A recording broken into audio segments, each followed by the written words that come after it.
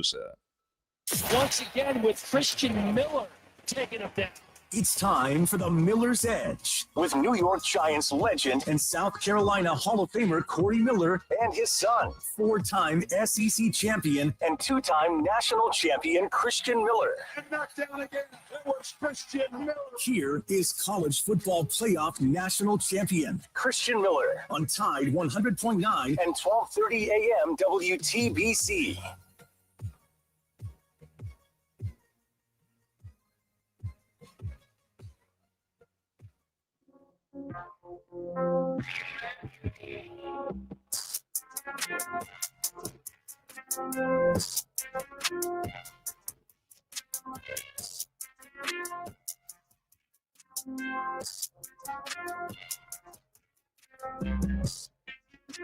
And welcome into this Monday edition of the Miller's Edge, Tide 100.9, 1230 WTBC. Hope everybody's doing well. Hope you guys had a great weekend and hope you guys were able to rest up a little bit.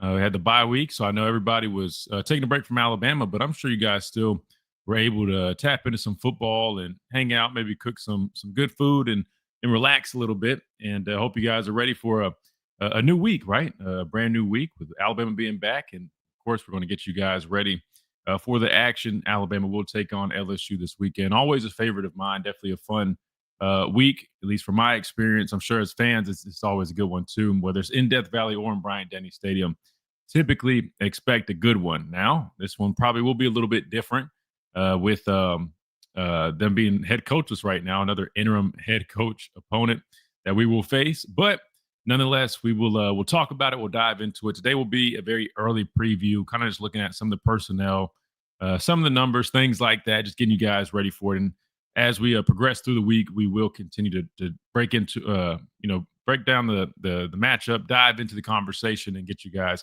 ready for that matchup. Again, we now, our new schedule Tuesdays, top of the hour, we're joined by Clint Lamb of Cover Crimson. So we'll talk with him tomorrow, get his thoughts coming out of the bye week, previewing this matchup, all that good stuff. So really looking forward to it as well. I definitely want to say real quick, though, over the weekend, we unfortunately did lose someone really special, not only to the show, but to me and my family.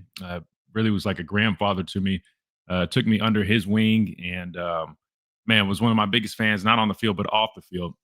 And that was Mr. Brian Harden of Harden Construction. So definitely just want to say a prayer for his family and just let them know I'm thinking about him. Man, just really tough weekend, tough day. So if you guys can definitely pray for us here on the show, because again, really close friend and partner of the show, but more so off the field, outside of the show. Talking about one of the most, selfless, caring, people you can think of, man. Literally can't even say enough positive words about him. Seriously. So it's definitely tough for me, my family, and anybody that even cross paths with them. I wish words can't even explain, man, the type of person Brian was. And it's just definitely tough. So I just appreciate you guys keeping him and everybody in their prayers, because again, definitely a very, very, impactful person. And even more impressive is, the fact that as much as he did for everybody else, never even, worried about himself, always doing something for someone else, not once wanted to talk about it, wanted credit, nothing, just did it out the kindness of his heart, man.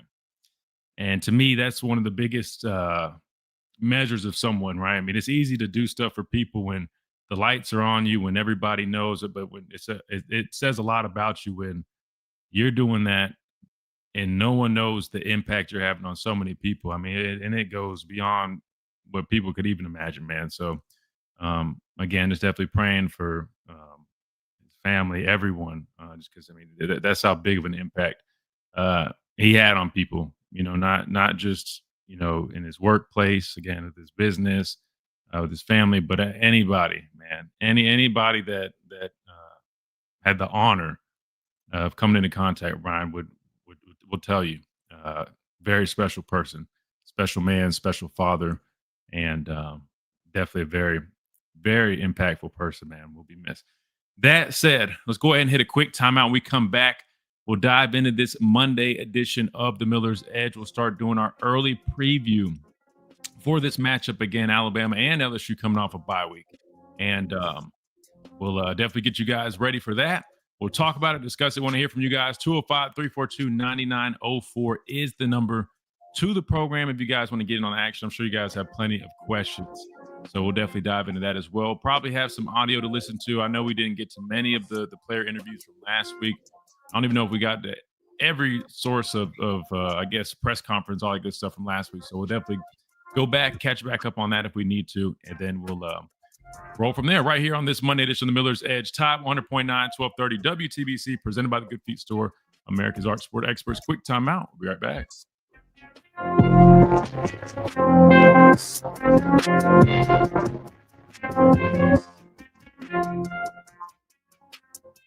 Hey, this is Wyatt Fulton from Tide 100. What's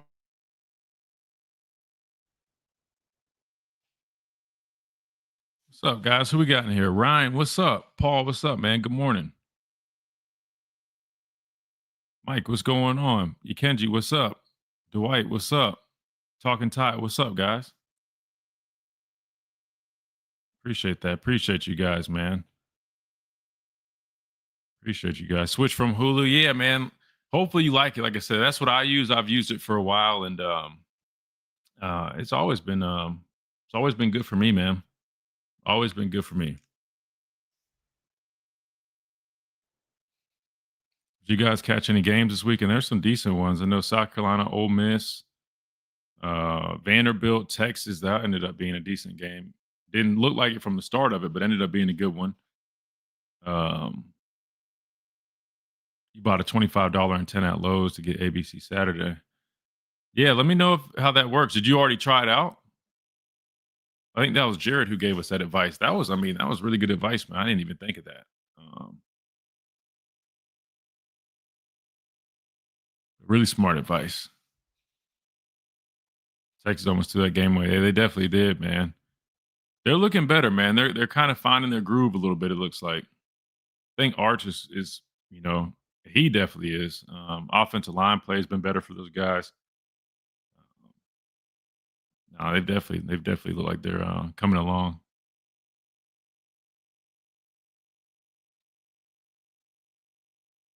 +20 local channels. Dang.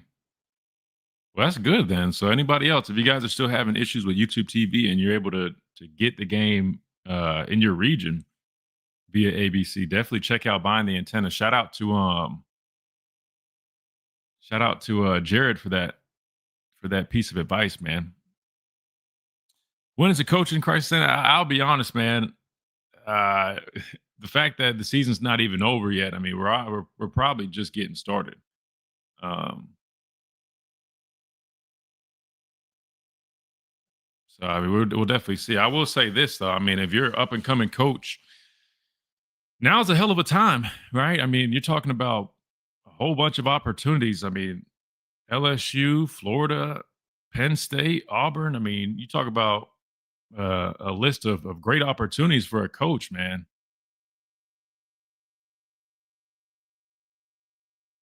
You look at Texas' upcoming schedule. They play at Georgia, Texas A&M, and they just beat a top 10 Vandy team. It's a tough one, but if they win out, they should make the playoffs. Yeah, I want to say too. I mean, a 2-loss Texas team. Let's see who else remains on their schedule real quick. I guess it all depends too on everybody else. I get what you're saying. They should make it. Just so interesting, man, because there's a lot of teams right now, which I'm sure a number of them still have to play each other in the final 3 games. But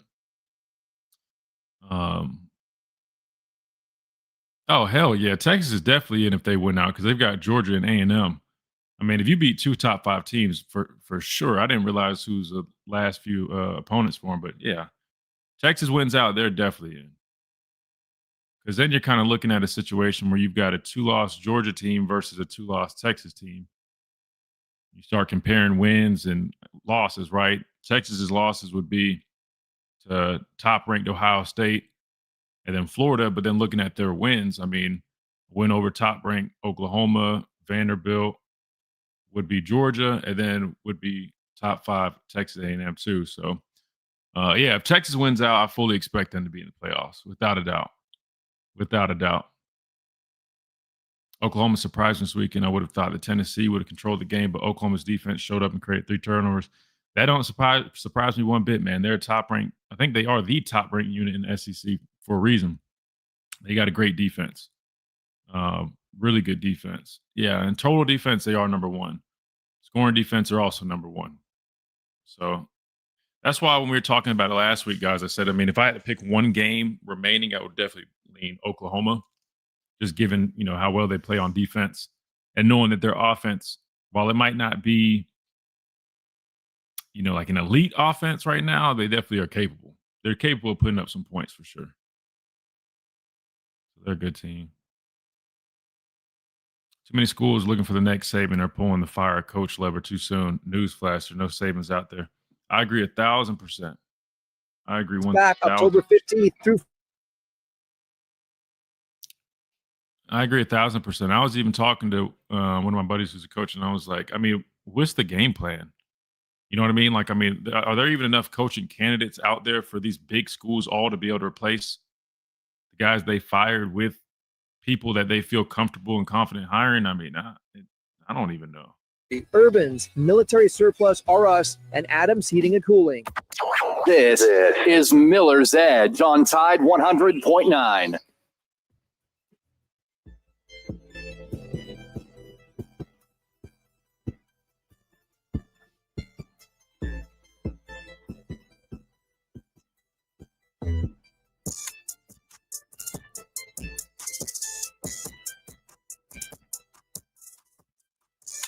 And welcome back into this Monday edition of Miller's Edge, Tide 100.9, 1230, WTBC, presented by the Good Feet Store, America's arch support experts. All right, it's a Monday. We don't have a game to break down today, so we'll spend plenty of time looking ahead at LSU.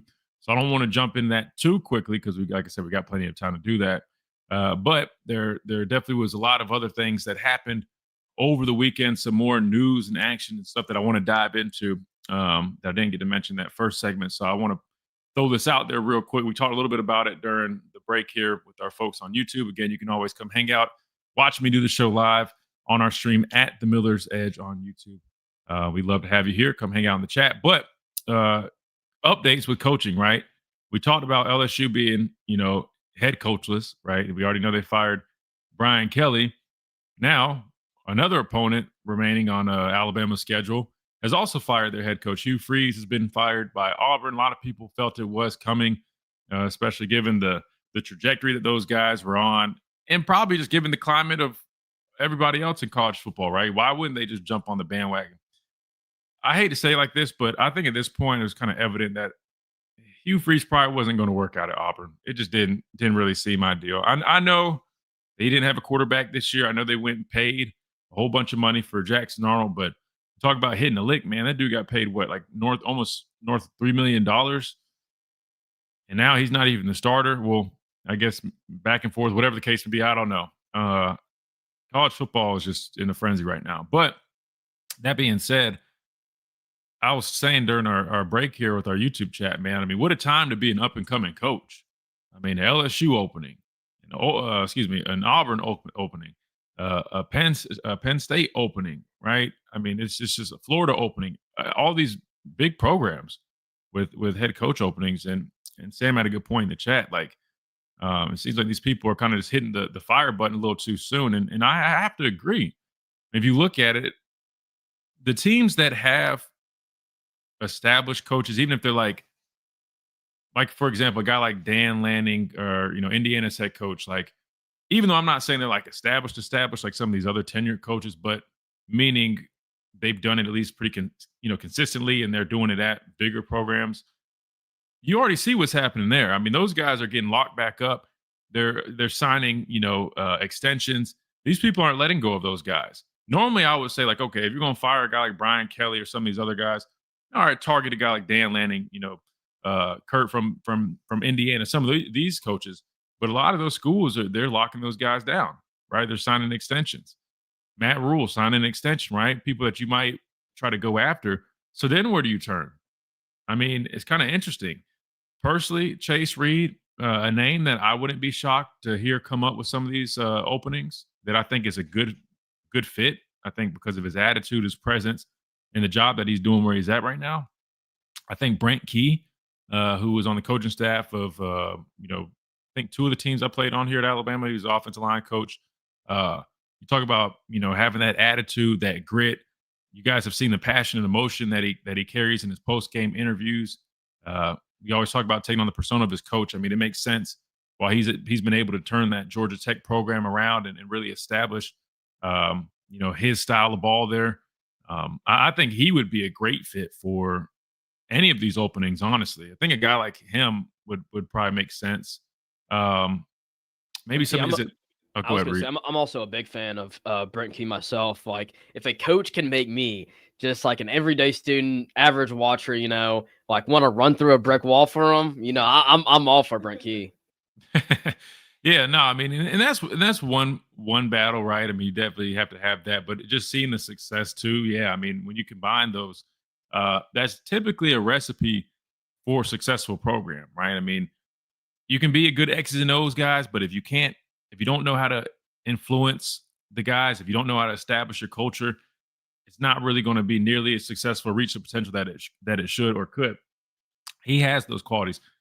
I wouldn't be shocked if he ends up taking a job. I mean, I know he probably has a bond. Knowing him as passionate as he is, I mean, it's probably not going to be easy to take that next step, but let's just call a spade, right? I mean, would you rather be at Georgia Tech, or do you think you have better chances of winning big at a place like LSU, Auburn, maybe, right? So we'll see, but that just kind of came to mind. Somebody like him.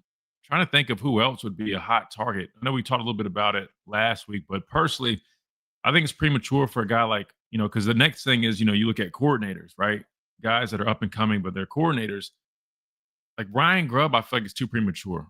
I think after next season, he definitely will probably be on a list for some of those types of jobs. I mean, probably could leave sooner if it was maybe a different job, but the ones that are open up that we're talking about, I don't see that. Neither do I see that with a guy like Kane Womack right now. I think those guys probably need to hang out here a little bit longer before they're probably getting offered those types of positions. Trying to think of who else is a really hot name. I don't know. I don't want to waste too much time thinking, because there's probably a number of guys I'm just forgetting, especially at some of these smaller schools, like the likes of, like USF. I feel like Alex Golish, he could maybe be a potential name. I feel like what he's done at USF has been pretty solid. I just feel like, it's kind of like an extension of Josh Heupel, what he does, especially with the system that he runs. But I don't know, maybe we'll see him. Who knows? And obviously the big one is really Lane Kiffin. But I just don't know if we see Lane Kiffin move on from Ole Miss that fast. I mean, they're having success. He has all the keys to everything that he needs. They do well in the portal. They can recruit well. I know some people say, like, well, you have a better chance of winning at a program like LSU, but I don't know, man. I'm kind of leaning towards what Coach Saban was saying. I mean, is it a lateral move? I mean, it's hard to really say, but it kind of feels like it would be. But we'll have to see. But I wanted to bring this up because right now, college football, it's I don't think we've ever seen this many job openings with literally a quarter of the season remaining, because we're about 75% through the regular season. There's still a quarter of the regular season remaining, and we're talking about big programs with a whole bunch of openings. Like, it's just kind of interesting. I still can't believe no one is looking at Charles Huff, considering he turned Marshall around and now has done the same at Southern Miss. You never know. Somebody like him could get some looks. I just think when you talk about these big programs, man, they took a swing with a guy like Brian Kelly. You'd think. I know a lot of people said that he wasn't a good fit, but that's a big name. He couldn't get it done. Hugh Freeze. I know he had all that, baggage he brought with him, but he was able to go to Liberty, do all that stuff, and he's had experience in the SEC, had success there. Gets to Auburn, couldn't get it done. It's just kind of like, man, I agree with the comment from earlier, man. I think everybody's so quick to pull the trigger. They're eating these $30, $40, $50 million buyouts, just thinking that, we got to get somebody. And I just don't think it works like that, man, especially in today's day and age. Not to mention, it typically takes a few years to build the program. So, you're taking a big risk of setting your program back even more, because if you swing and you don't get the right guy, and you're wasting more years trying to, reestablish this system. I mean, a lot of times it's not just going to be somebody comes in. Like, I think people probably envy Alabama because they see, okay, Coach Saban retired. We go get Kalen DeBoer. Year one, they go 9-3. A lot of people still were kind of, on the fence about the hire. Not saying like our fans, but I'm saying around the country, just trying to see how it really was going to play out. Was a solid first year without a doubt. And the 3 losses weren't the biggest thing. It was more so the fashion in which we lost and losing to opponents that we were double-digit favorites by, right? That was the biggest issue that probably left the most questions. Now they see year 2, the way it's kind of turned around from week 1. I'm sure people are very envious of that and probably feel that they maybe could establish something like that. Like what I'm getting at is the turnaround time for a guy like Kalen DeBoer coming to Alabama. It was really quick, right? I mean, it seems like now, after I would say about a year and 3 games in, he's finally established his culture, and we're kind of seeing what the full Kalen DeBoer experience could and should be. Problem is, we're talking about Alabama, the resources Alabama has.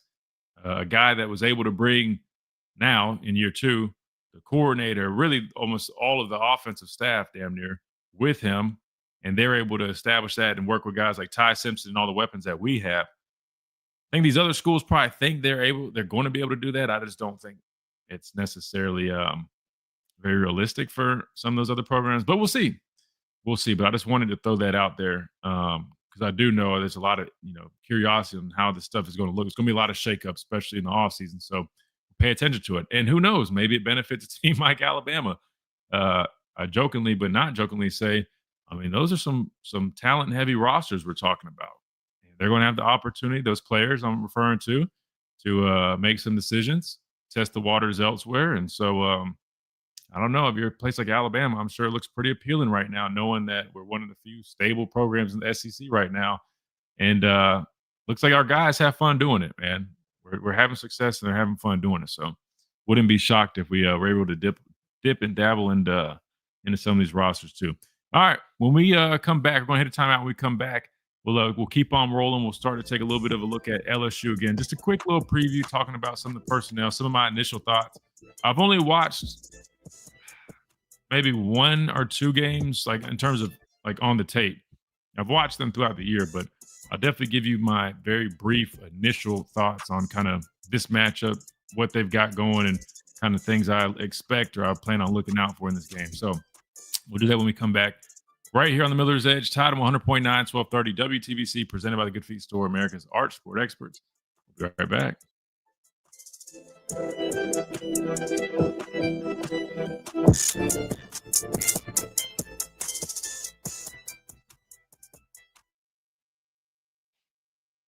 Yeah, that's right, Memphis. That's the one I was thinking in my head. I was like, is it Memphis or I almost said Tulane for whatever reason, but yes, Memphis. That was the other guy I was thinking of, like from like a smaller school. But I just don't really know, man. Like, let me see. Let's Google. Let's see who like the top coaching candidates are right now. Refresh my memory.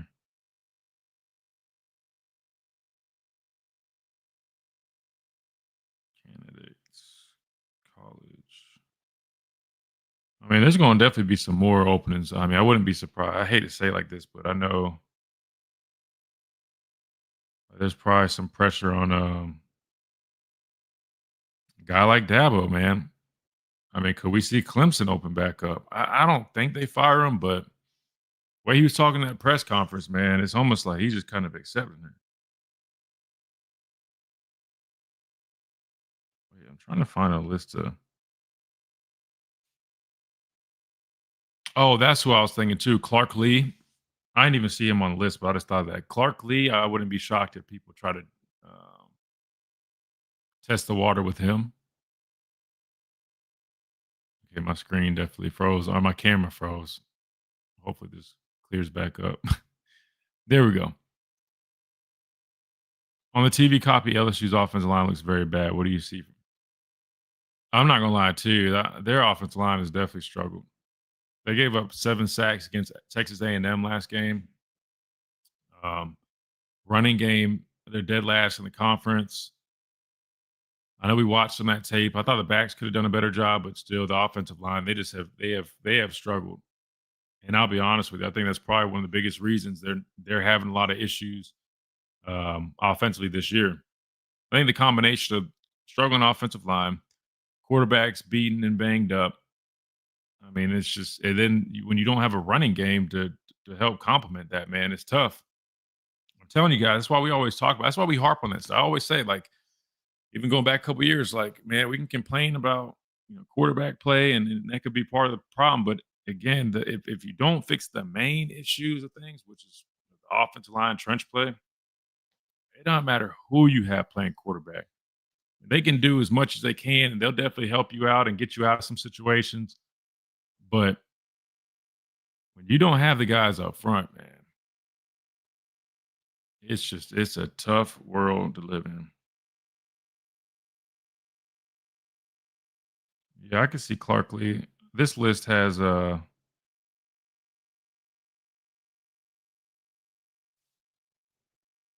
Drinkwitz. I could maybe see that. Brett Lashley, SMU. I just don't. I mean, like, do you think?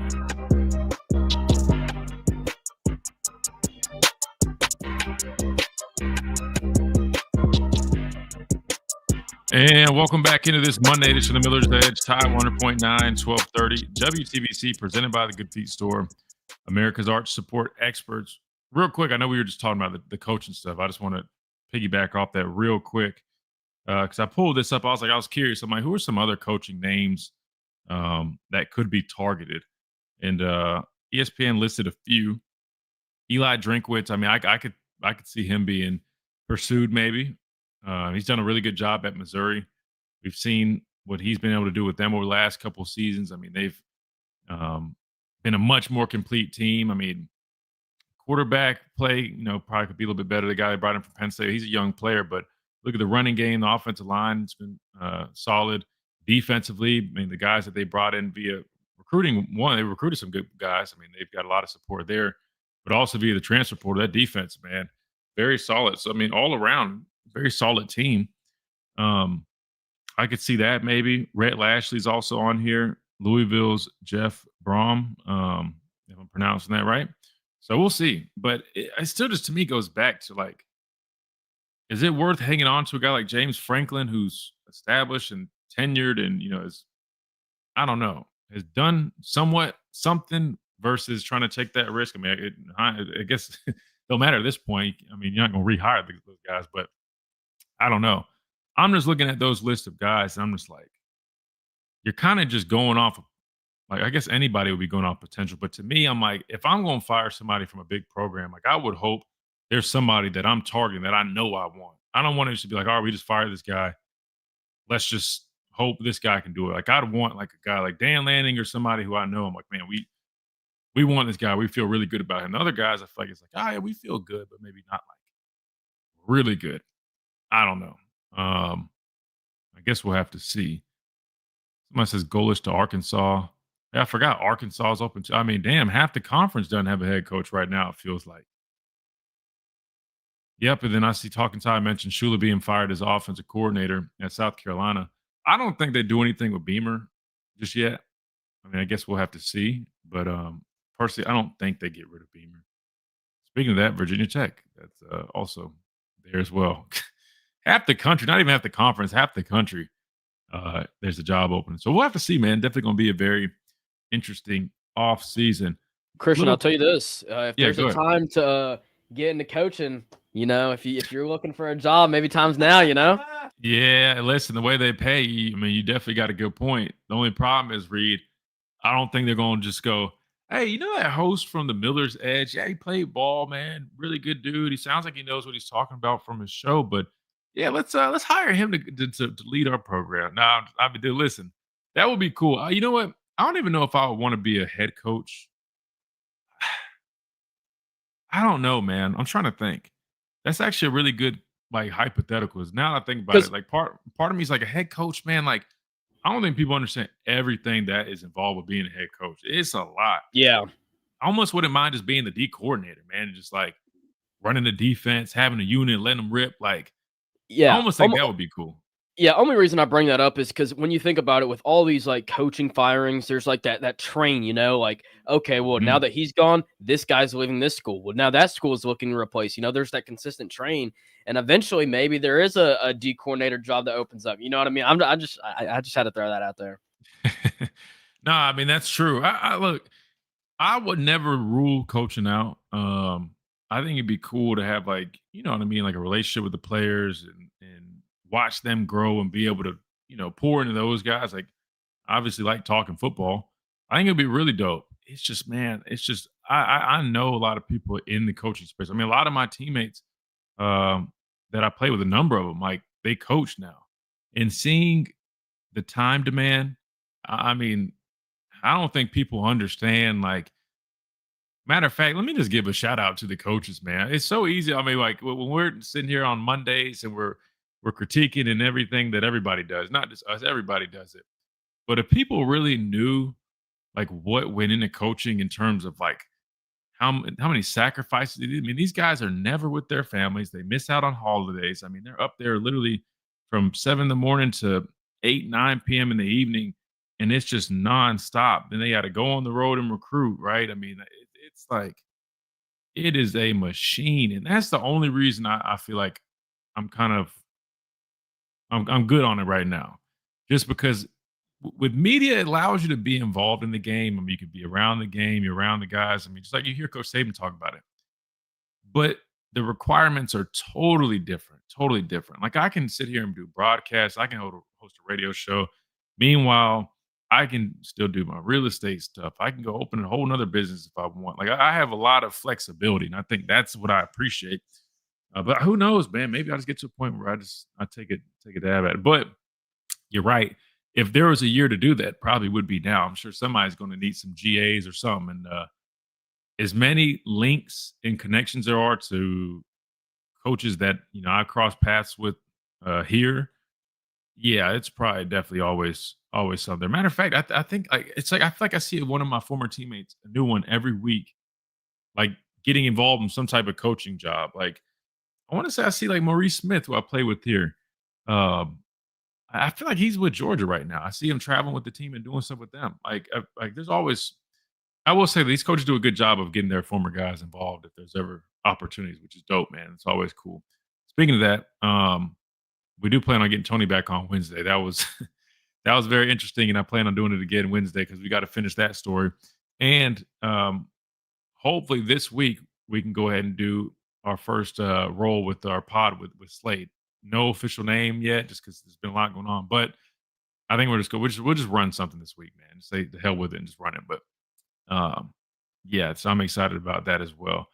Do you think Nick Sheridan would consider leaving for an OC job like South Carolina? Um,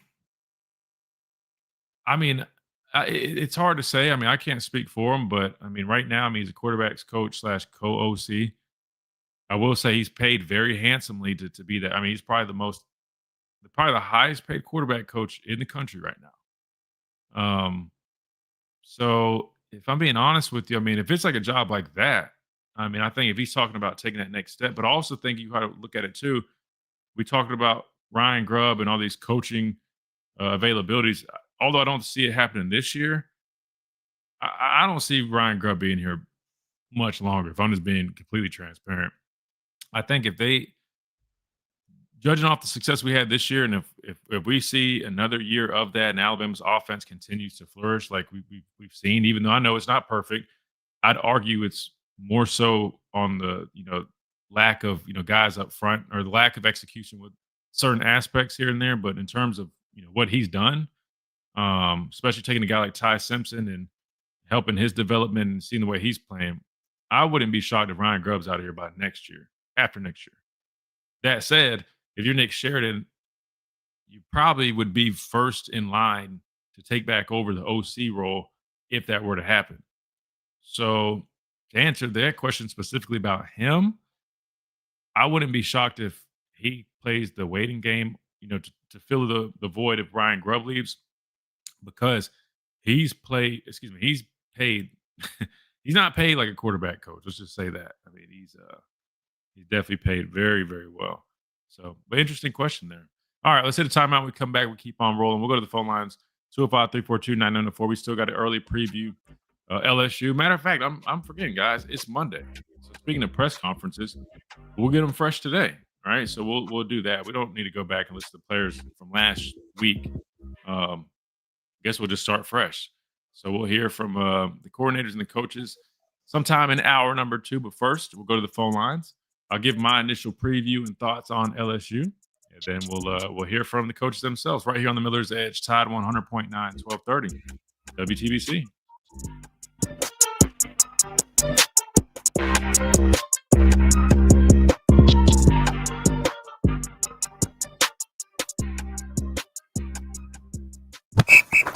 All right, gentlemen, this is Emmett Smith on behalf of Depend, and I've got the perfect play. Run straight to your doctor's office for a life-changing kit, because when prostate cancer is caught early, it's up to 99% treatable, and one blood test might be all it takes. And now through November, Depend is donating to the Prostate Cancer Foundation for select purchases. Talk about a great play. From September 1st to November 30th, Depend is donating 25 cents to the Prostate Cancer Foundation for Depend Shields Guards Real Fit products purchased in the U.S. up to a maximum of $300,000 sold in Mississippi. An official message from Medicare. Medicare plans change from one year to the next. And this year, it's important for you to review your current coverage and compare all your options during Medicare open enrollment. Compare health plans, drug coverage, and costs. See if you can save some money, and don't forget to make sure your drugs are covered. Open enrollment ends December 7th. Visit Medicare.gov or call 1-800-MEDICARE. Paid for by the U.S. Department of Health and Human Services. If you need work done to your home, property, or business, call Elite Renovations and Construction. They specialize in construction, home remodeling, landscaping, French drains, retaining walls, mold remediation and removal, plumbing, land clearing, and more. Get a free estimate for your project by calling 205-722-8843. Elite Renovations and Construction serves Tuscaloosa and the West Alabama area. Elite Renovations and Construction, 205-722-8843. So, when was the last time you saw your doctor? If your last checkup was sometime between VHS tapes and flip phones, it's time. Say hello to Live Well Primary Care, West Alabama's newest clinic. Not everyone's meant to be a head coach or wants to be a head coach. You don't seem like a guy who wants to kiss out the booster.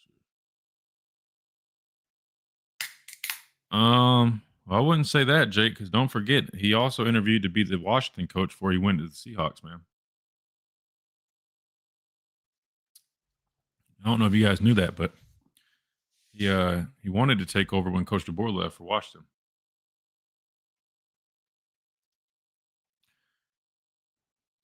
No, he definitely wants to probably be a head coach one day.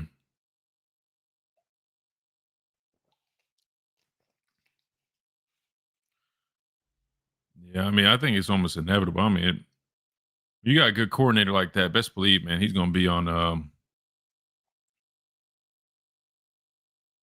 no, you're good, bro. No, I just was telling you. Yeah, if you look it up, because he wanted the gig, and then I think they interviewed him for the spot, but they ended up going a different direction. He made like a long post about it, I think, before he left, or something. I can't remember, something like that.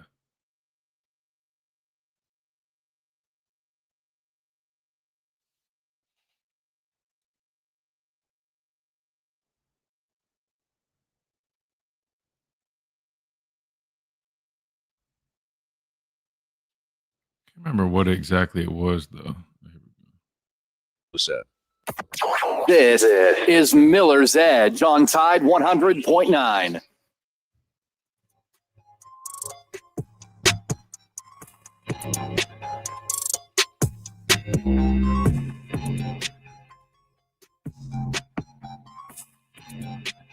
And welcome back into this Monday edition of the Miller's Edge, Tide 100.9, 1230 WTBC. Presented by the Good Feet Store, America's arch support experts. Let's go on to the phone lines, 205-342-9904. We got Super Joe up first. Super Joe, welcome in. What's up, Miller? How you doing, Christian? What's up, man? I'm good. How are you? Oh, man, everything on straight. But, man, I mean, one thing about it, everybody getting on the firing spree. I mean, Mike Schiller getting fired offensive coordinator. I thought he won a great offensive coordinator, but I guess he could have. I guess there's a reason behind all this. I mean, I mean, I understand South Carolina. I mean, I mean, well, I said it's true. Don't get me wrong. He was not. I mean, one thing he got out them over the hump. He wasn't always the best head coach, but but at the same time, he being fired off of the court. And I said I was a little stunned with that. So I Yeah. thought he was one of the great offensive coordinators. Well, I mean, if you just look at South Carolina's offense, I mean, they had a number of issues. I don't know.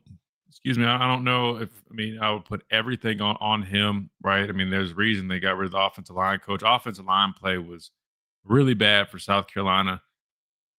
There's only so much he could probably work with those guys up front. He did have North Sellers, a really good quarterback with a lot of potential, but when you just look at it, man, the way these schools think are, you might not have everything you need, but we want to at least get the most out of it. And I just feel like they felt they didn't get the most out of a guy like Lenora Sellers and some of the other guys that they had. And it's part of the process. So whether he was as bad as some people say, or even like the administration might feel, it's a results oriented business. And South Carolina, when you look at it, man, they struggled. They were, I think, last in scoring in the conference. I mean, they really struggled offensively, and I would argue that was really the biggest issue of their football team this season. The defense, as we saw, we learned that firsthand. A really good unit, but offensively, they just couldn't figure it out, and they went ahead and parted ways with him. But I'm sure he'll end up landing another job.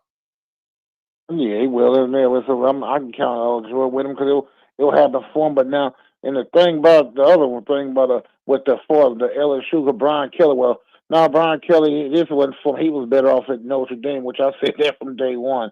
So, because I mean, he's not SEC material or something, or maybe the program wasn't all that the players weren't all that receptive to him.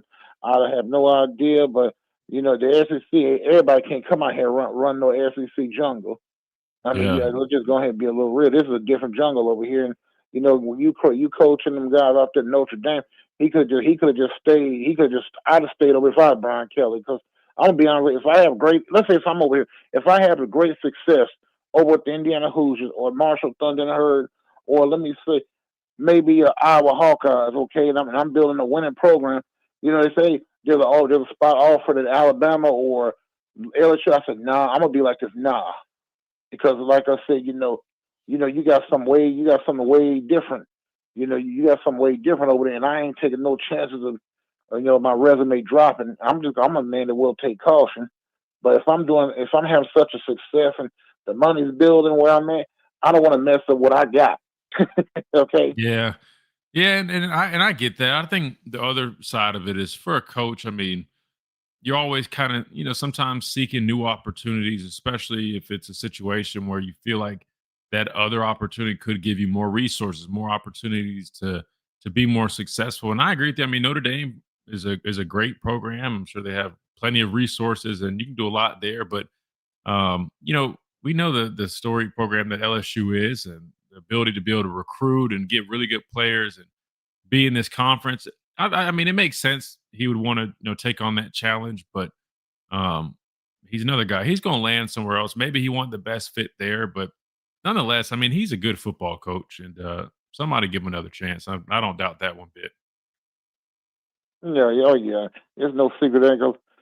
I mean, because they're gonna look the fact he was winning great at Notre Dame. He might have to go to another conference. He might go to somewhere like maybe at Kansas State when he get open, or maybe Boise State, or something that's going, where he can go and do it. I'm gonna go somewhere where I can be the best I can be. Because I look at it like with college football, ain't nobody patient like that. That patient word is not existing around here. Because with these schools, okay, like LSU, like Penn State, they want the national championship and they really want it now. Absolutely. They want any team that wants, and it's like the national championship is a taste you just can't get enough of, because it put like let's put it this way, okay, it puts money in the bucket and it puts asses in the seats. Excuse the French, but I mean just keeping 100. Yeah. I mean, it's a microwave society, without a doubt. I mean, it's a microwave society. I mean, they want success within a couple of years, maybe 3 at the most, and if you're not even close, I mean, they're on to the next. And it's crazy because these schools are biting off, these buyouts that are literally, I mean, millions and millions of dollars. And if that doesn't show you how much they care, I mean, again, LSU $50-something million. It's not like Brian Kelly's a bad coach, but they already said, you know what, that's enough. We've had it. And again, if you look at the losses, I mean, again, they lost to top ranked teams. I know the offense has definitely struggled. Defense a little bit better, but I mean, was it fireworthy? I don't even think so. I mean, but like you said, they want success and they want it now. And you're like, oh, well, because LSU has never been handled, doesn't normally get handled like that at home. I mean, for 49-25 to getting handled like that in Baton Rouge, it was just like, oh man, it was like watching King Kong get handled with one hand in his own front porch. That's just the way that was, and it is embarrassing to get humiliated in your own house and then in your own dinner table. I can imagine how that is, but I look at it like this. I'm saying like this week now in Alabama, I still look at it like this in Alabama. As long as we ain't taking no foot off the gas, I think we should handle LSU, and I do believe we'll handle Auburn because like with Hugh Freeze. Now I'm just be honest with you. Auburn getting beat by Kentucky, I kind of figured that was breaking the camel's back. That was slicing the back of the camel right there. Yeah. What about Oklahoma? You didn't mention Oklahoma. To me, that's the toughest challenge left. How you feel about that one? Yeah. That's a threat. I see. Yeah. Now see that's probably going to be the major threat. Them in Texas A&M. So I believe we went out through in this month. Okay, we're going to end up. Okay, we went out this one. What's going to happen is it's going to be now Texas A&M. I said that's going to be a threat rule. That's going to be a war. That's going to be a head war game. Because the Aggies are dangerous this year. Yeah, I mean, it's going crazy. If we make it to the SEC championship game, definitely, and then we meet them there, that's going to be a heck of a matchup because their defense as well. I know we talk a lot about Oklahoma's, but man, they top team in pass rush. They get after the quarterback. They put 7 up on LSU, and we all know, when we do struggle offensively, typically we're experiencing some pressure. So that would definitely create some issues for us offensively. Hey, Super Joe, we got to hit this top of the hour break, man. Great to hear from you, man. We appreciate you calling. Great. Take care, man. Yes, sir. You too, brother. Good deal. Let's do this. Let's hit this top of the hour break when we come back. I know we got Tommy, so we'll hear from Tommy. Then we'll dive into early preview LSU. I got the tape pulled up. Maybe we'll take a look at that a little bit. Then we will hear from the coaches at their press conferences coming up right here, hour number 2 on the Miller's Edge, Tide 100.9, 1230, WTBC.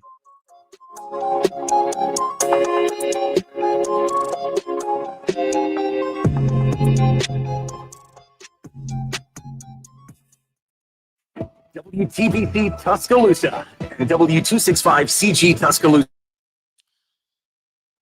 I forgot who asked earlier. I forgot to answer. No, I'm still using the temporary setup, man. So what happened was I said this weekend I'm getting Geek Squad involved and getting this whole thing fixed and set up, but I couldn't even get a hold of them, man. Like I legit could not even get a hold of them. I tried calling and I couldn't even get through. So, and maybe it's because it was the weekend. So I'm going to call as soon as I get off the show. That's my next project. So I appreciate you reminding me. Because it's been, 3 weeks now? I think going on 3 weeks that I haven't been able to use the main setup, which is fine. I mean, this works perfect. I mean, I still got my mic and everything. Sounds fine. But I want to be able to use my monitor, my good camera and all that stuff. You heard that Raising Cane CEO is offering to pay off the buyout. Whoa. Man, people just got too much money. I mean, I wish somebody would offer to pay up a $50 million debt for me. Shoot, let me just get a mill, man. I know how to make money with money. Please, give me another mill to work with. Give me a mill to work with. I don't need the whole 50. Just give me 7 figures. I'll make something shake. Why is this not pulling up? I just had the LSU game pulled up. Let's see. Let me just scroll. This is why we need the setup back. This is exactly why we need it back. LSU defense. Hey, let's look at some of their defense. We haven't looked at their defense a whole bunch. I know a lot more about their offense. Let's look at their defense. Reed said a mill, give me a few thousand. Man, Superfly, what's up, man? Welcome in.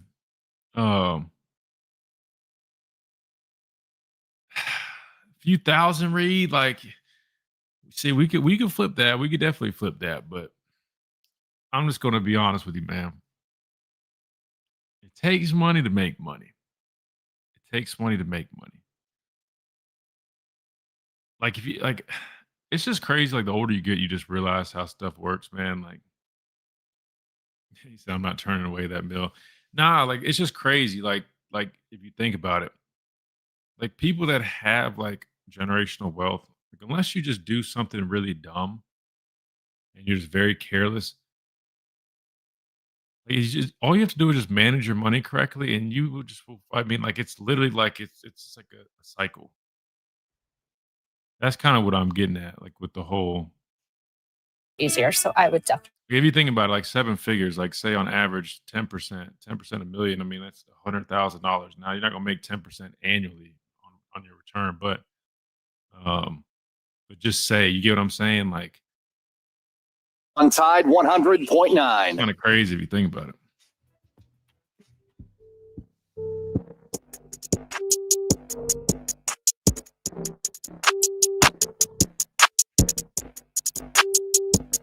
And welcome back into this Monday edition of the Miller's Edge, Tide 100.9, 1230.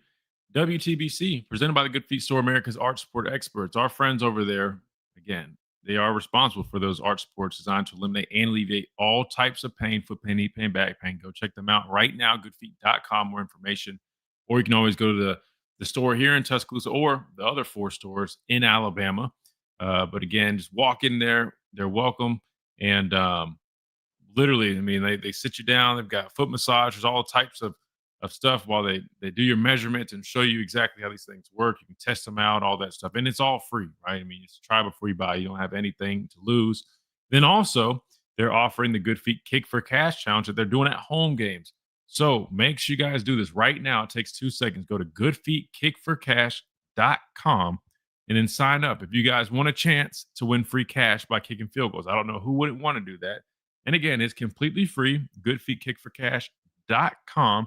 That is the website. All that is required is your name and your email address. You put those in there, you get submitted, and if you get selected, you get a chance to kick a 10, 20, and 30-yard field goal. If you make all of them, you walk away with a couple $1,000. If you make none of them, you still get a gift basket/bag from the Good Feet store. So regardless, you're walking away with something free. I don't know who wouldn't want that. So again, goodfeetkickforcash.com. Go sign up right now. Again, that is presented by the Good Feet store, America's Arch Support Experts. All right. So hour number 2, we got some coaching interviews to get to. I know we got Tommy on the line, so we're going to go to Tommy first, and then I'll give some early preview thoughts on LSU. We'll probably take a look at their defense today. I know we looked a lot at their offense. Not a lot, but we looked more at the offense last week. I'm kind of curious a little bit more about their defense. I know the offensive line's struggling. I know Garrett Nussmeier's banged up. Anderson, former Alabama receiver, really good player. I forgot the other guy's name. They got good weapons. They got good skill guys. Young back, that's pretty good. They've been banged up there, but looks like I think those guys are healthy now. Running game has been really bad. Last in the conference in terms of their running game, I believe, which it was South Carolina. I guess they've now surpassed South Carolina as being the worst. That said, I still don't think you overlook these guys, right? I mean, they've still got good players. It's not like they've just been bad in football games. That's why I said you can't get caught up too much on the numbers, but numbers say part of the story. When you watch the tape, you see. I mean, they do struggle to run the ball, and I think that is part of the reason why their offense just isn't really clicking like it probably should. It's just they're not.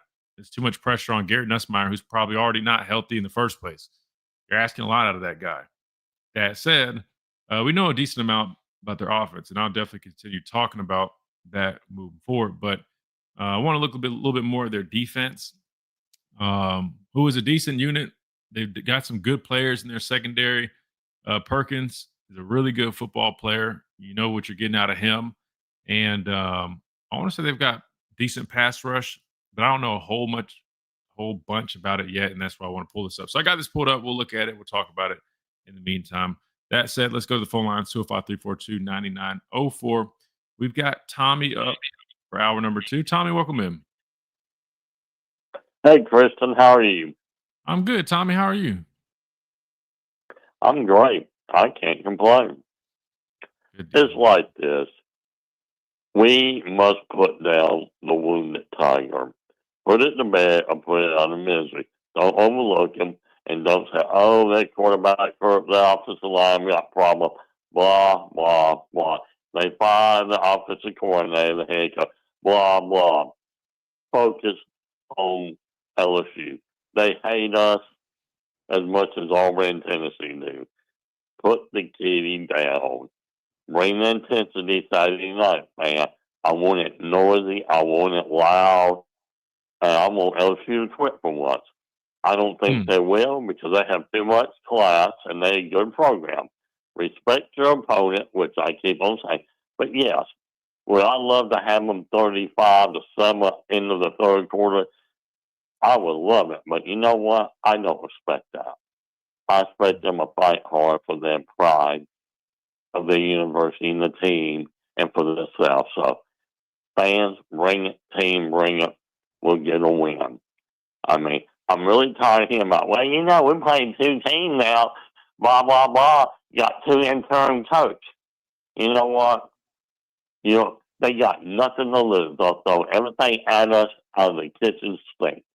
So, do your practice, focus, do your game study, know your technique, know your read, and your calls, and let's go win the game Saturday night. Plain and simple. Yeah, Stay on the mission.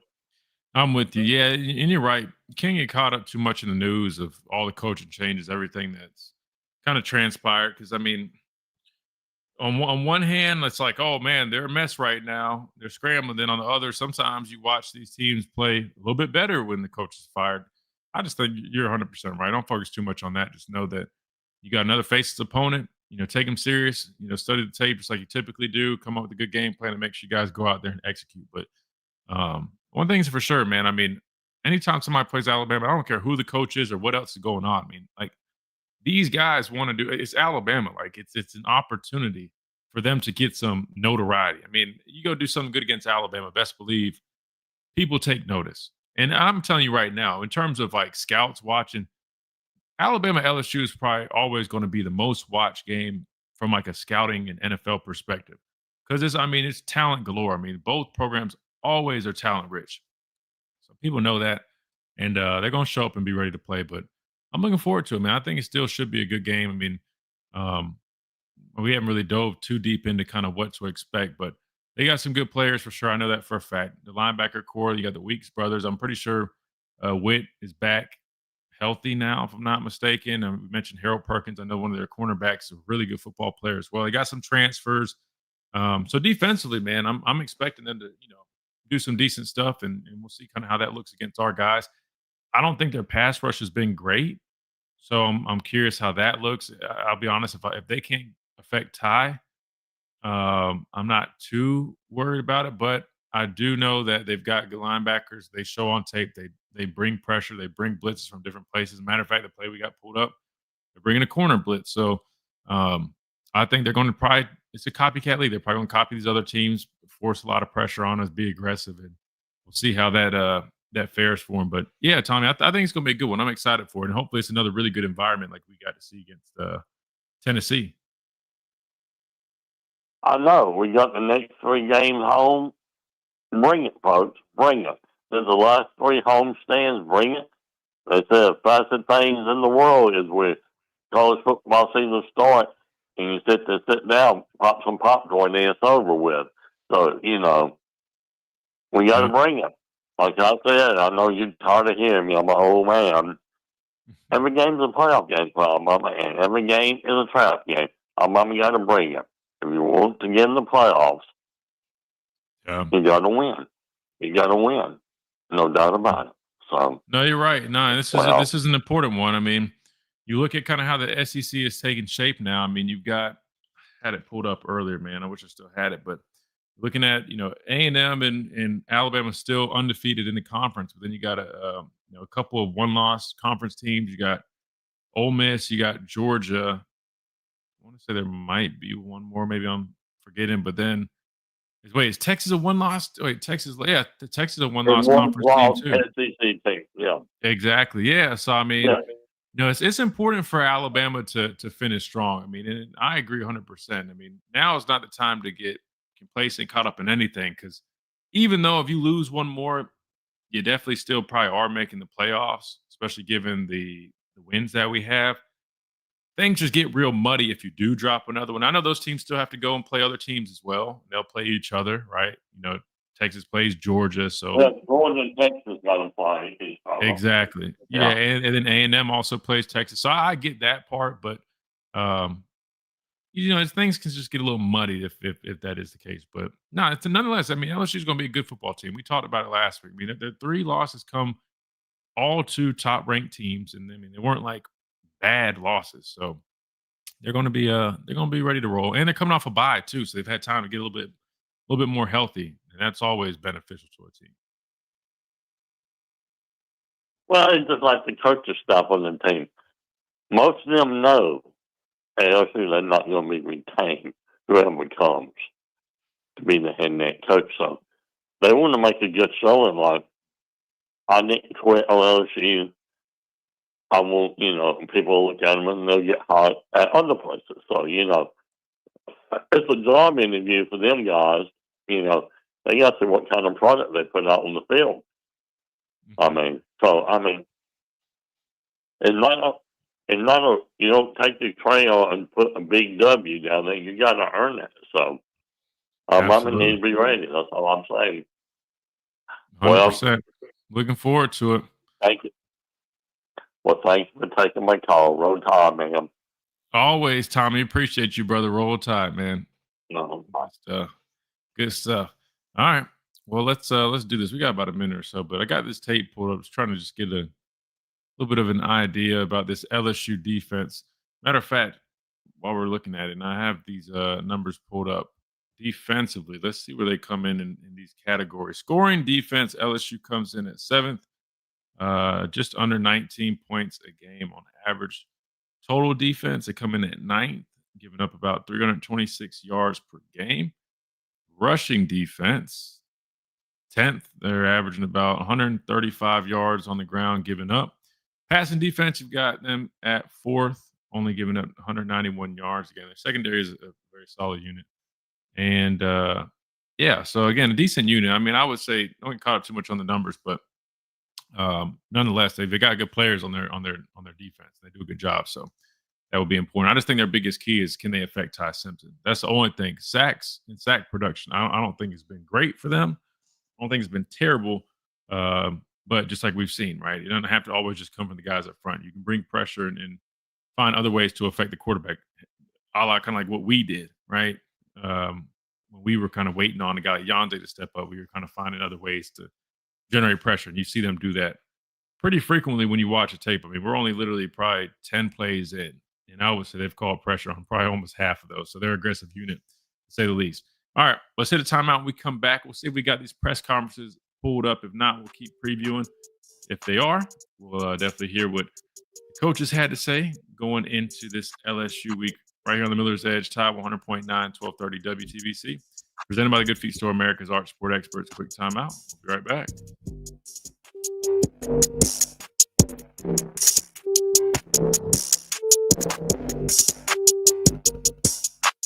At Tuscaloosa Mazda, they are expanding their showroom to serve you better. Come see their...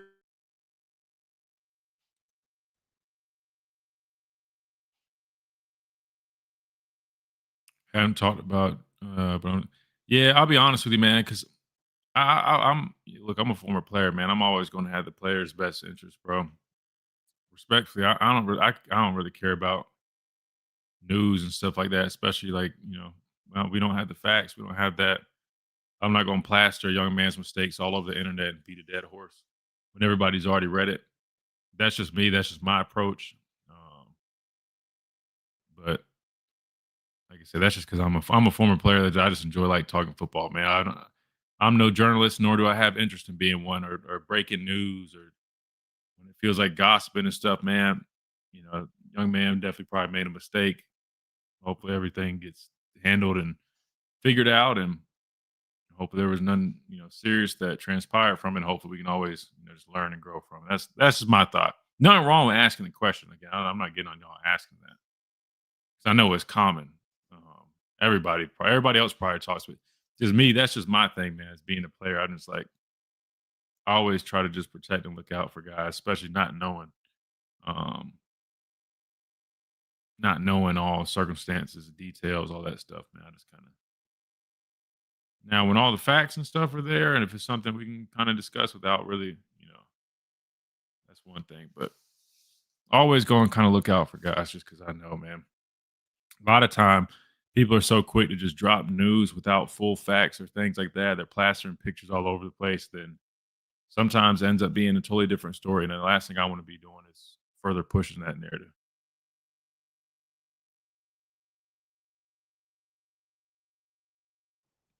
Appreciate that, Latoya. Yeah, I appreciate that. Hit that like button if you guys haven't already.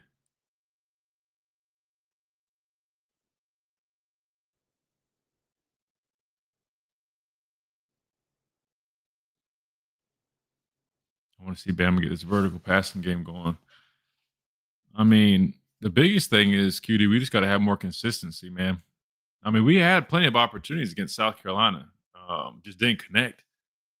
Ty just got to be a little bit more accurate on those, which, I mean, he showed he definitely can hit them. I think he just was a tad off in general against South Carolina. But gotta hit on those, man, because we could talk about, running game struggle and stuff like that. And while that is very important, if we hit on some of those shots that we had, the opportunities in that South Carolina game that we just missed, like, again, they were there, but we had to drop or just overthrew them. Those explosive plays kind of overcompensate for a lot of the stuff that we discussed in that game. Still need to get the running game going, but you get what I'm saying. I mean, that game doesn't end up being as close. I mean, if you hit Bernard on a couple of those, and forgot who it was deep, we overshot him, but that'll be there. Just got to make sure we're protecting up front, man. We just need our offensive line just to get as solid as they can be. I mean, there's always going to be some type of, I guess, inconsistency with that group, in my opinion, just because I think personnel wise, I mean, that's just kind of what you got. But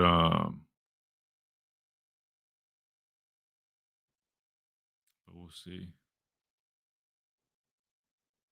Really want to know what the injury report is going to look like.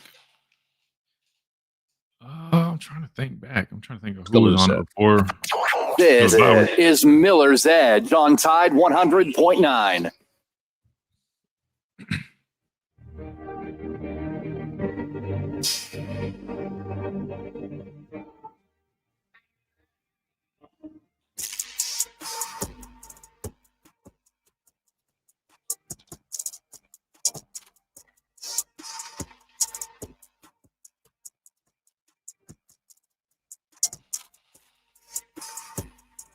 And welcome back into this Monday edition of the Miller's Edge, Tide 100.9, 1230 WTBC, presented by the Good Feet Store, America's Arch Support Experts. All right, so it looks like we got the Kalen DeBoer interview already pulled up and ready to go from today. So say we go ahead and jump over there and see what the head coach had to say to kick off this Monday leading up to the LSU game this weekend, which will be, it's a night game. Correct, Reed?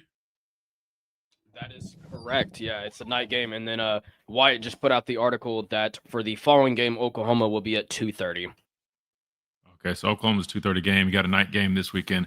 LSU versus LSU at night, man. It's always exciting. I'm normally used to being a night game down in Baton Rouge and all that comes with it. But here in Tuscaloosa, that's definitely going to be a fun one too.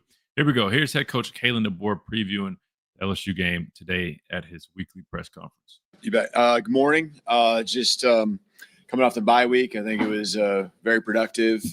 Guys got chance to get their bodies freshened up and mind as well. Yesterday was a great practice for us, full of energy and getting a chance to dial in the end of the week and going into yesterday on LSU and just always focusing on continuing to improve. I think that our guys still really believe that that's the case. That needs to be the mindset we always have in our program. But heading into this game against LSU, we expect nothing but their best. A high level of energy. It's going to be a great environment. I'll just add that we need our fans to continue to be what they've been and show up and, continue to make Bryant-Denny Stadium the hardest place to play in the country. Coach, let's start with Charlie here on the far right. Yeah, Coach, do you have any kind of comment or statement on Drake Kirkpatrick Jr.? Yeah, totally. Unfortunately, with this information that I have at this time, talk to Dre, and we need to indefinitely suspend him. And he understands there's consequences that come with his actions.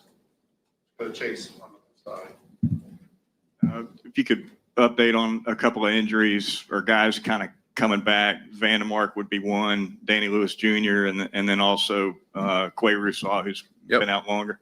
Yep. Vandemark is making good progress. Been practicing this last week, so I expect him to be ready to go. Quay has made, I think I mentioned last week, he's made good progress. That continues to be the case. Probably don't expect him to be ready to go this weekend. But he's doing a lot more than he has. And, that it's very promising with the direction he's been going. And then Danny Lewis, we'll see how things go through this week. But the bye week was certainly good. He wasn't able to play, the previous week. So, I'm hopeful that he'll be ready to go, but we expect him to be on the football field practicing with us more this week than he has the previous two. Nick on the far right.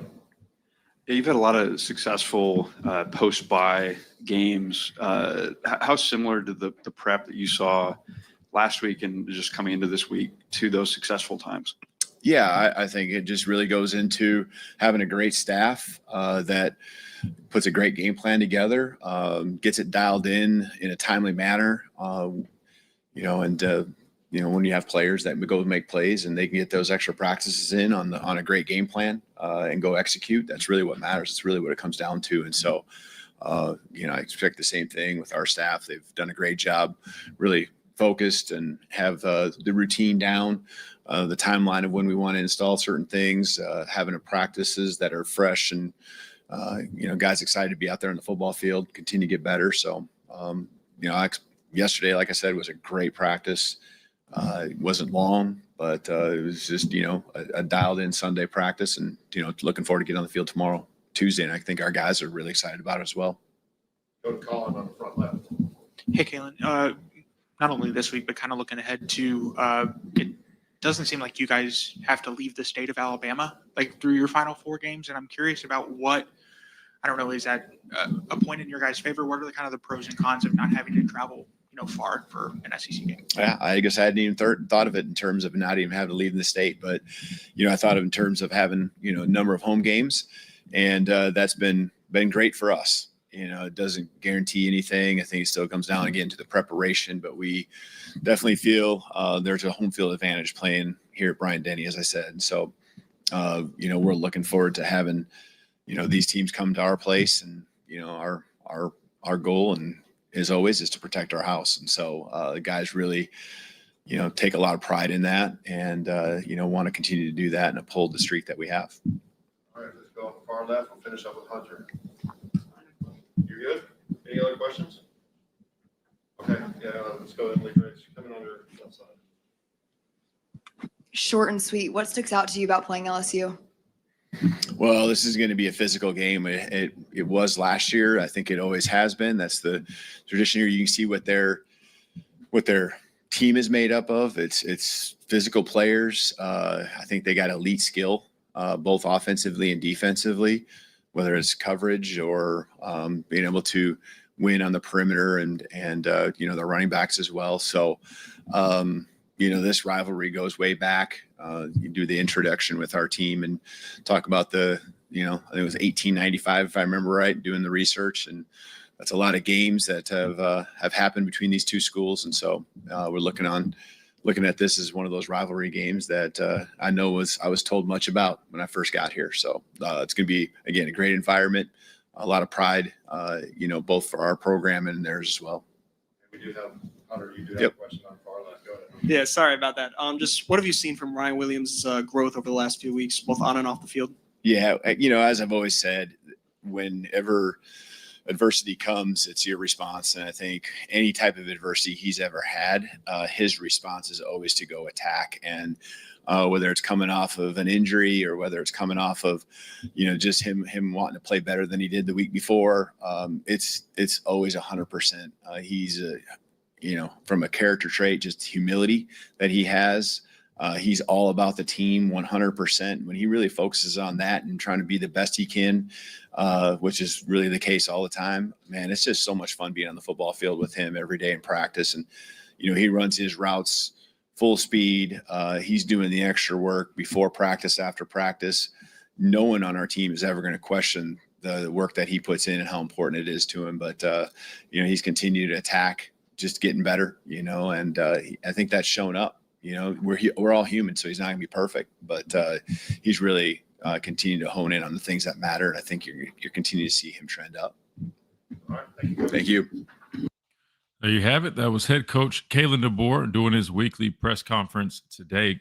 Quicker than usual, guys. I guess because there probably wasn't anything to really reflect on from the weekend prior, given we were coming off a bye week. But quick little 6-minute interview. I don't even know if the coordinator spoke. Do you guys know if they spoke or not today, Chase or Reed? I don't know off the top of my head now. Yeah, I was about to say, I don't. They might not have, since we are coming off of a bye week. But nonetheless, we heard from head coach Kalen DeBoer. Anything stood out to you, Reed, from that? I mean, I know it was kind of short, sweet, concise, but anything stand out? That's one thing I forgot about this weekend was the whole Kirkpatrick situation. Him getting charged with, he got charged with 3 counts of reckless endangerment, 1 count of attempting to elude, and speeding.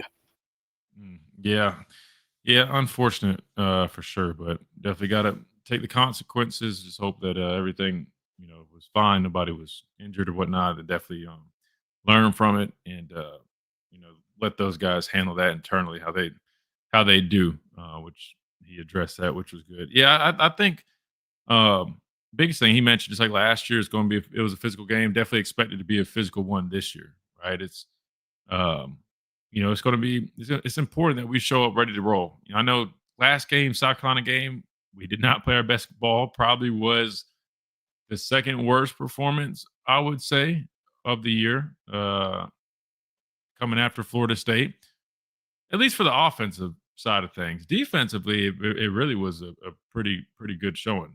But from the offensive side of things, that perspective, probably was our second worst performance. That said, I'm fully expecting us to come out of the bye week, recharged, ready to roll back to what we had seen the 5-6 weeks prior to that South Carolina game in post Florida State. However, we don't know. You know what I mean? And so I'm really looking forward to seeing that. How do these guys respond to the last game that they played and then having that bye week? Do we see them come back out a little flat, kind of building off of, in a negative way, kind of what they did against South Carolina, still a little bit of a hangover from that game? Or do we completely wash that, come out, refresh, recharge, and ready to roll and go hit somebody in the mouth? That's what I'm looking forward to in this game. Personally, I feel like we see the latter, and we see, us come back out there ready to roll. But again, we don't know. We just don't really know. But I think we do see that. I mean, I think if you look at it, guys weren't healthy. And I'm not making excuses. I'm just, calling it for what it is. I mean, guys, if you think about it, I mean, Jam's still kind of coming back from the concussion deal. There's some injuries with the guys up front, I believe. I know he mentioned at least Vandermark for sure. And then just talk about going on that stretch of 4 or 5 SEC games in a row. That's tough to do. So I'm expecting us to be refreshed and ready to go. However, LSU also is coming off a bye, so we know how that is. They also had a chance to do that as well. Dwight says, dang, 250 yards passing, 2 touchdowns, and no INTs is a bad game. Are you referring to, I guess, just you're talking about Ty Simpson against South Carolina? I mean, I'm not saying his individual numbers, Dwight, but I mean, did you watch the same game that all of us watched? Here's the thing.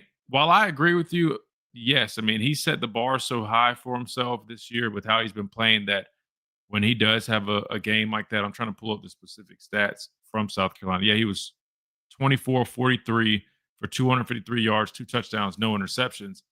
But Dwight, brother, we can't just look at the numbers, man. We got to watch the tape. You know the rule around here on the Miller's Edge, bro. We respect the numbers, but we respect the tape even more, right? We trust our eyes. What our eyes told us was we did not play well. And I wasn't just talking about Ty. Those numbers aren't bad, but his completion percentage, yeah, he threw for 250, but he also was, shy of 60%. He was in like the 50s, if I'm doing the math right, probably like high 50s. So the completion percentage was much lower than what we've seen out of him, especially over the past 6 weeks or so. And then on top of that, he didn't have any interceptions, but he definitely could have or should have had at least one. He threw one up to that on that shot on 2nd and short. I think it was like 2nd and 1. And he literally threw it straight to the safety. The guy just dropped it. So, I mean, without a doubt, we probably could have and should have had an interception there. We did give up, it wasn't his fault. I hate when people blame quarterbacks. So I'm not trying to blame him, but we technically did lose a fumble off that corner blitz that they ran. Again, we didn't pick up the blitz. I'm not saying it's his fault, but that said, I said us offensively, right? That don't mean the quarterback. That means us offensively. We did not run the football. I'll pull up those numbers for you as well. But I'm just going off of the game itself. We had too many 3-and-outs. We didn't really move the football until the 4th quarter. And I would argue a number of those yards that you're seeing Ty have, not to mention those touchdowns. Let's think about it. Earlier in the game, the first touchdown was a pick 6. That was by the defense. He did throw one earlier to Cuevas on 4th down on the goal line area, red zone area. But it really wasn't until the 4th quarter until we really, figured things out and really moved the football. Before that, he missed on a number of throws. Like we had guys that were open and he missed on it. I'm not saying all this to just to jump on Ty. You guys know me, like we're not doing that. We're just being honest. I don't see how you watch that game versus South Carolina and don't agree that that's the thing. I think it's confusing because when we talk about it, but what I said was that was our 2nd worst game offensively outside of Florida State. What game would you say was worse than that offensively? You wouldn't say ULM. You wouldn't say Wisconsin. You wouldn't say Vanderbilt. You wouldn't say, Missouri would probably be next after that. Missouri, we struggled at times.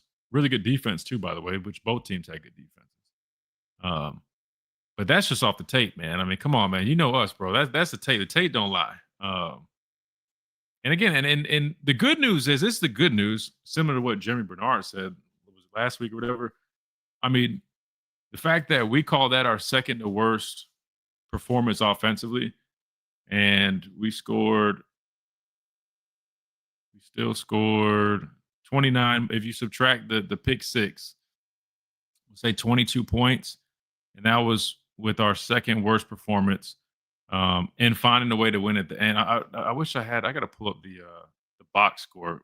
I don't have time to do that because I know we got to hit a timeout. But what I'm getting at is if you just look at it point blank, we played bad on offense. Just like Jake said, we looked bad on offense.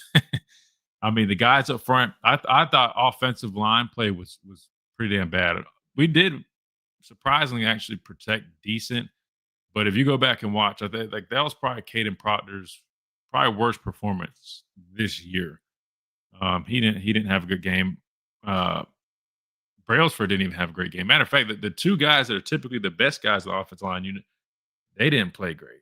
And then left guard, like I've been saying, left guard was inconsistent there. Then we already know about the other spots, but yeah, that's all that is. That being said, I think we come back fresh and ready to roll. But come on, Dwight, man, you've been around here way too long to pull that crap, Dwight. Come on, don't do that, Dwight. See, Dwight, this is why the bye weeks, man, they get into you, man. You probably sat on the couch and had a couple too many beers this weekend. Now you're forgetting how we roll on here, man. We ain't never just talking about some damn numbers off a stat sheet. Come on, Dwight, you know better than that. You know better.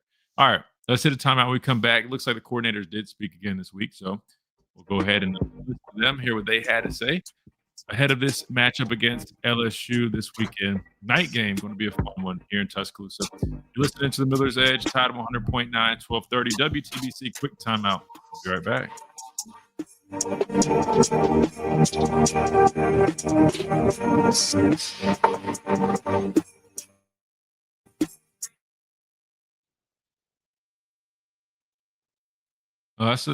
a fair point, Keith. Against Georgia, we didn't score in the second half. I think the flow of that game. I mean, that's fair to say. And the crazy thing is when I say like second worst, like I think it just sounds the way you hear it sounds one way, but that doesn't necessarily mean like all those other games are like terrible. You know what I'm saying? It just means like if you ranked our performances, that would just be the second worst. Because I mean, all the other games, if you think about it, everything else is pretty damn solid. I mean, Missouri, we struggled at times. Ran the ball better than I thought we would. I think ran the ball. I think what was it? I think Jam had 60 something in that game, but I think we still rushed for over 100, just over. Had some big plays and some critical moments. So I mean that, although we kind of were struggling at times, it wasn't like a bad performance, but it was a tough one, right? You're on the road against a good defense. The Georgia one though, I want to say we started fast, and then second half they made some adjustments and definitely did a better job. But I agree with you. They look bad on tape. I'll just say by the stats, that would be a good game when it comes to any other QB. But the takes is different. We look terrible. Fair. Yeah, but even stats wise, I mean, like I would say it's not bad. I wouldn't say good. It sounds good if you say, 252 touchdowns. But if you look at the fact that we threw the ball, we were 20-something or 40-something. I mean, it's not bad, but not great either. I just go off of the flow of the game and just kind of how we looked overall. Because one could argue, I mean, as well as the defense played, I know South Carolina had the opening drive. Outside of that, and then they got blessed with great field position when they scored off of that muffed punt, all right, when the ball touched us. Other than that, I mean, defensively, I mean, we really did a really good job to the point where if we played better offensively, I mean, we easily win that game by at least 2 scores, at least. So when you're talking about we end up having to come from behind and sneak away with that one because of we got blessed with a gift where they just dropped it. They fumbled. I know he ripped it out. I shouldn't say that, but no one's expecting you just to get a fumble right there. Yeah, I mean, yeah, bro. I got to pin that up as a pretty bad performance offensively after watching it. I'm just glad we're at home for LSU and Oklahoma. We play pretty good at home. Absolutely. Absolutely. If you told me that the Oklahoma game was on the road, I might, and not to sound like it's like, like I'm afraid of them or David. No, I might would say that could be an L. Just knowing that, I mean, that defense is so damn good. And then tasking our offense to go on the road and have to deal with that environment against a really good defense and knowing when they make plays, that play is going to go crazy. Like, that would have probably made me a little bit more nervous. But the fact that we're at home, I feel a lot better about it. Let's see if we can find these coordinator interviews.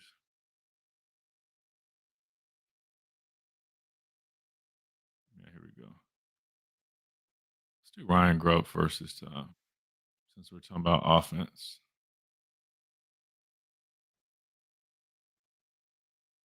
I feel the same way. Defense, some serious. Yeah, man.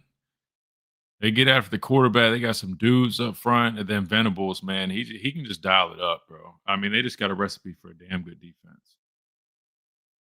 I mean, not just recipe. They just have a good defense, but I mean, they have all the things that that are ideal. Not saying they're invincible, but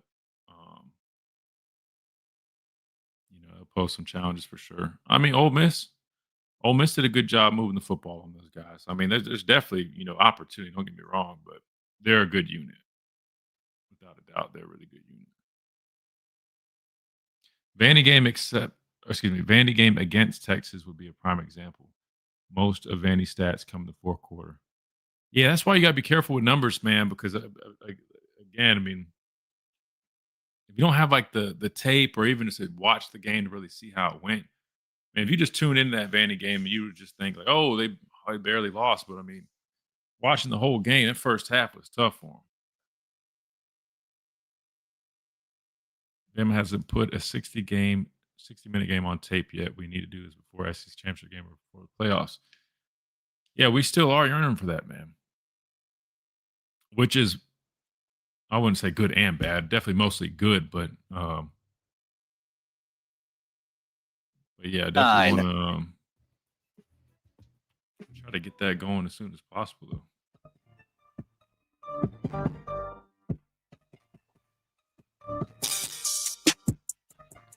And welcome back into this Monday edition of the Miller's Edge. Tide 100.9, 1230 WTBC, presented by the Good Feet Store, America's Arch Support Experts. As you guys know, we also partner with R&R Cigars, a big friend of the show. Code Miller's Edge, all that stuff is great. Keep using it. rnrcigars.com. Make sure you guys check them out. Best humidor in the Southeast. 2703 Gary Fitz Street is where you can find them. If you're looking for a place to go hang out this weekend, watch the game, even before or after, check them out. I'm telling you, they got all the cigars that you could imagine, plus over 160 bourbons wrapped around porch. I know it's getting chilly outside, but they've got the heaters that they pull out. It's going to be great. So make sure you guys do all that. Again, rnrcigars.com, code Miller's Edge for that 20% discount. However, they're also doing something, and Reagan is doing a drive over at R&R Cigars alongside Tuscaloosa Emergency Services in the food drive that they do. So the goal is to feed 5,000 families. That's what Reagan wants to do. And so what he's doing is if you bring a donation over to R&R Cigars, 2703 Gary Fitz Street, you'll get 50% off of one cigar. If you can, donate the food items at R&R Cigars. If you're not local and want to participate, you can always message him and he'll try to get that figured out and sorted for you. But he's really hoping that people are able to contribute and do that as well. Even if you're not trying to get a cigar, definitely go check that out and see if you can help out and donate for sure. But just know you will be eligible to receive 50% off of one cigar if you do donate. Again, he's partnering with the Tuscaloosa Emergency Services to do a food drive, and the goal is to feed 5,000. So make sure you guys definitely get in on that. I know a lot of people are, with a lot of stuff going on, probably going to be a lot of people without a food and resources, stuff like that. So they're trying to do their part and help out as much as possible. So that is at R&R Cigars, 2703 Gary Fitz Street is the location. If you forget, you can always just Google R&R Cigars, find that address, and help them out right there. All right, so let's do this. We got Ryan Grubb up next. Reed, we'll combine breaks since we're already running a little close. And we'll try. We're probably not going to hear from Kane Womack, so let's just, at least for today, hear from Ryan Grubb. We're talking about the offense, right? Coming off of, last game, we struggled offensively on the road. We know, fatigue probably playing a part, but let's hear what Ryan Grubb had to say in his Monday press conference. Morning. Good morning. Morning. A little off topic, but looks like you spent some of your bye week with Coach Gruden. Was there more than just dropping off that care package? What went down with you guys? So Coach Gruden and I met this summer, and obviously, coaches likes talking ball. We met down in Mobile at the Senior Bowl golf tournament, and so just stayed in touch. And during I think it was 2 weeks before the bye week, I reached out to him and just said, "Hey, I'm thinking about coming down there and just talking some ideas." So Coach is great with stuff like that. I just sent him some kind of a request list of some things I'd like to talk about with him, and he's got more film than NFLfilms.com. So he's unbelievable, man. But no, it's great. Go to Chase on the far left there. A lot of staffs like to use the idle week to self-evaluate and look for tendencies that they can break so that other teams can't scout them as easily. Is that something y'all engage in? And if so, how did that go? Yep, we did. I can't tell you anything we found. That would be silly of me, but we certainly did that. And there's plenty to work on. I think that's the big thing, and the guys know that. I was really impressed with the practice that we had yesterday. Some of the things that we've addressed with the guys that we got to continue to get better at. I think that's where it starts. Is there's a belief that improvement can still happen at this portion of the season, and certainly our guys believe that. Go to Nick on the far right. Yeah, talking to you for the first time since South Carolina, what was your kind of vantage point, how the last few minutes went after the way the game had gone before that? Well, I think I mentioned it before, I just thought our guys, that was probably one of our biggest growth moments of the season was the fourth quarter of that game. Certainly, that could have been reminiscent of the Florida State game and, the guys not being able to find a way to get it done and make the plays that had to be made late in a football game. And just give a ton of credit to the guys, just the resiliency and the mindset to be able to go make those plays. Because I think it's easier said than done. You can get in a state of mind when things aren't working that you just fall back into, like, it's not going to work. It's not going to work. And I thought they, were very coachable on the sideline. I thought their approach to every series was that it was going to happen on this series. So they didn't let, previous failures lead into that next series. And I just, that's the growth that I think this team's had with guys like Parker and Ty, moving into those roles and really establishing, what it was going to feel like when we went back out on the field. And Ty really did a good job leading the guys to the sideline. Go to Hunter on the left side. Yeah, just how would you assess Ryan Williams' growth over the last few weeks, both on and off the field? Ryan's been great. He's, I think everybody saw his reaction on the fourth down play where, he had a tough catch and didn't make it, and he made so much progress, I think, in the last 2 weeks at catching the football. But I think there's there's things in the blocking scheme where Ryan's been more involved in making sure he's on the field when we're running the football as well. And I think Ryan's as hard on himself as anybody. So for us, just keeping Ryan engaged and being here, being in the building, staying active in his preparation. Got a question from the back middle. Alex, go ahead. There's probably no absolutes, but when you look at the running game, are you seeing a lack of vision? Are you seeing a lack of blocking? Where's the disconnect between what you guys are calling and getting the production on the field? Well, it's all, it's not one thing. It never is, whether it's pass protection, run blocking, all those things work together. So for us, I think, it's runners pushing the hole enough, make sure they're pressing the cut long enough. It's the type of double teams, the execution of the double teams. And so certainly, from the previous question, that's obviously one of the things that we've spent a lot of time on evaluating types of runs, the type of double team, how we're coaching those things, how we're talking to the guys, the communication at the line of scrimmage, everything was up for grabs. So for us, I think reassessing some of the things that we do well and that we execute at a high level and that the guys, that it pretty much, suits the runners that we have. So we really looked at that. And I think the last two practices have done a really, really good job on that. Go to Colin on the front row on the left. Kind of in that same vein, the LSU game last year was kind of this, time for Alabama to kind of emerge in the run game, and I'm curious about what your message is to a guy like Jam or Daniel Hill, guys that could see an opportunity to kind of break through and kind of set the tone for the rest of November in the run game. Well, I think it's each room. There's a message that has to happen. Just about getting excited about running the football. I think there's a piece there too for the coaching staff that it can't be the woe is me, like dog cussing them every time something doesn't work. It's got to be like, let's get excited about running the freaking ball. Let's get excited about fixing some of the issues that we clearly are seeing on film, and let's go out there and flex on some people a little bit. And I think that the guys have kind of taken that mentality going into this game that we can run the ball and we can be effective doing it, not just like a subpar average team. We can run it well, and I'm looking for the guys to go out there and prove that. All right, we'll finish up with Katie, second row on the left. You obviously can't tell us the stuff you saw on Self Scout, but just kind of what are some of the areas of offense, if it is a run game or anything that you want to see the biggest improvement coming out of the bye for this last month of the regular season? Yeah, schematically, there'd be nothing I'd mention there, but I think I wish I had something cooler to tell you guys, but really the reality is I told you guys very few football games in my career, and we got done with the game and been like, man, I wish I'd had more flood concepts in, or I wish I'd had more inside zone concepts. Typically, it's like we need to block better, we got to tackle better, right? So for us, it's always coming back to basics. So for us, the blocking circuits, the ball security circuits, take care of the football, all the things that really are the grind of the season that you never want to be very far away from. And so for our guys, keeping them in tune with that, like we are every week, and letting them know that football games in the fourth quarter, some of the throws that Ty made were accompanied by really good pass protection.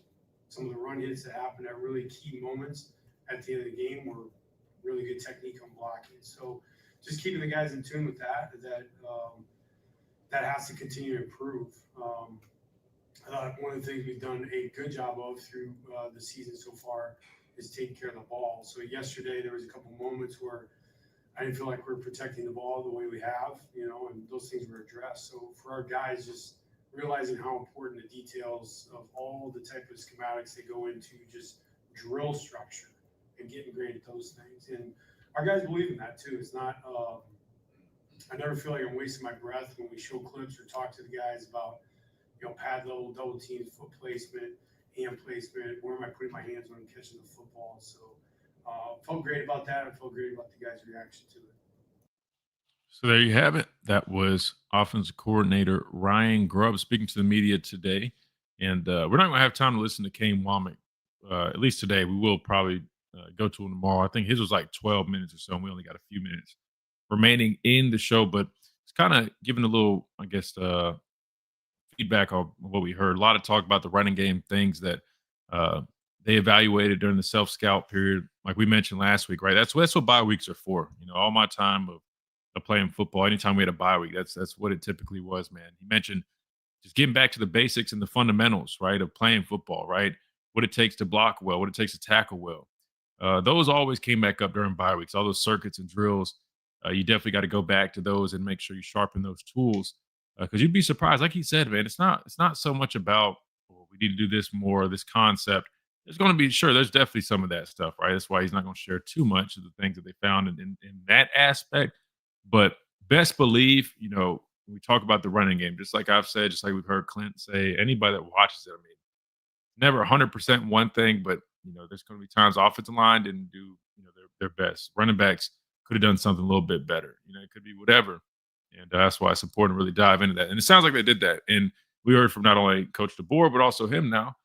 Sounds like practice yesterday was really good. Hopefully they're able to build off of that and continue along with their prep for LSU. But it sounds like they're off to the right start, and that's always a good sign. Sometimes bye weeks can kind of be that, kind of interesting, right? Sometimes you come out hot. Sometimes you come out a little bit of a little hangover from the bye week. But it sounds like they got the right mindset. That being said, we got to get ready to close things out. Appreciate everybody on this Monday edition, Chase and Reed Behind the Glass, all our listeners, Tide 100.9, all our folks here on the streams on YouTube and on Facebook. Big thanks to you guys for all the support that you give us here on the Miller's Edge, presented by the Good Feet Store, America's arch support experts. Looking forward to doing it again tomorrow on a Talking Tuesday edition, again, where we will be joined live by Clint Lamb of Cover Crimson at the top of the hour, as well as we continue to preview and look ahead to this Alabama LSU matchup this weekend. Hope you guys have a great rest of your day, and we'll see you guys tomorrow right here on the Miller's Edge. Tide 100.9, 1230, WTBC.